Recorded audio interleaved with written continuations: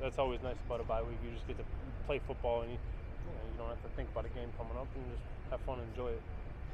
It sounded like quite a few young guys got more extra reps during that bye week. Did anybody catch your eye on defense and maybe just doesn't get the same type of reps during a regular week?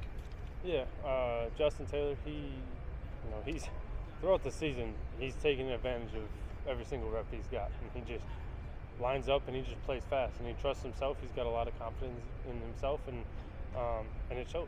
He had a lot of PBUs, a lot of tackles in the last week, the 3 practices we had. So he's gonna keep going forward and be a good football player for us. Hunter, when you talk about the secondary and being able to make plays, you guys haven't really gotten as many opportunities this year, at least recently.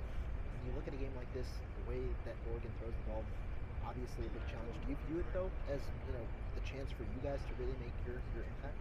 Definitely. I mean, we've been talking about it the last couple of weeks that we haven't created like we need to. We don't have necessarily the production and takeaways that we need to win games, and so this is a great opportunity, and we have to take advantage of it, and we have to, when the chances come up, take them and finish them, and make some big plays for our offense.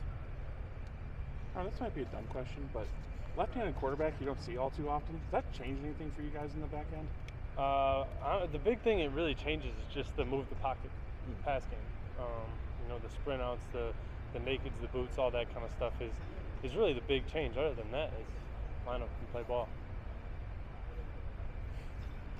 So looking at that, talking about Justin Taylor, like stepping up like we did last week, but just with you and Preston B, and Austin obviously too, but just how are you seeing that safety group, the young guys start to learn and progress at this point where, like I said, you and Preston, eligibilities are coming up, at the end of the season?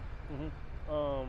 They're all just starting to really understand this defense, understand the game, and understand how they fit into it, and the communication that's required, to be a safety. Because we have to make a lot of checks, we have to make a lot of calls, and Coach Grinch says it all the time. Like, we play a position that's not percentages. Like, we have to be right every single play, and those guys are starting to understand that. They're starting to, really come together in terms of their mental and their IQ of the game, and so it's exciting watching them grow every single day.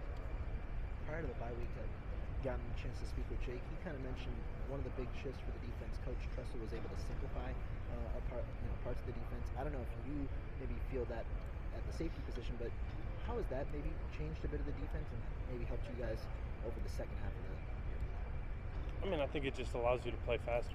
You don't have to think as much. You don't have to, have your eyes in multiple spots. But when you can just line up and play, and you know what your job is, it makes it a whole lot easier. Makes you, gives you the opportunity and the ability to make a lot more plays. What do you think maybe was the transition period, I guess, for simplifying it, whereas you guys had maybe something different in the first few weeks? What was what? Was there any transition type of period that you guys had in simplifying it and helping you guys get better, and how was that going?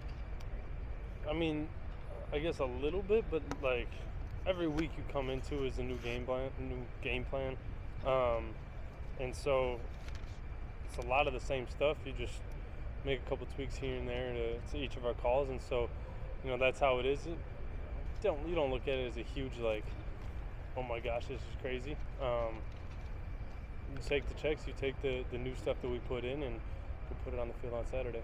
Hunter, sorry if you've been asked this, but just looking over the tape of Oregon, what stands out about them? What makes them the top team in the country in your eyes?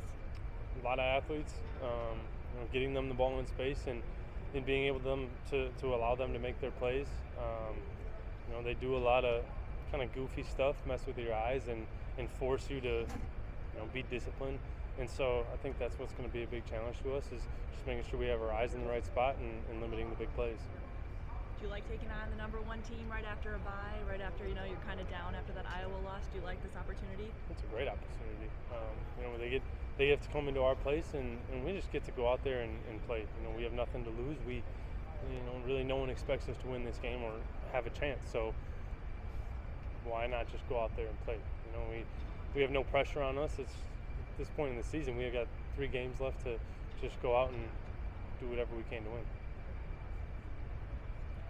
Thanks, man. Thank you. Thank you, guys.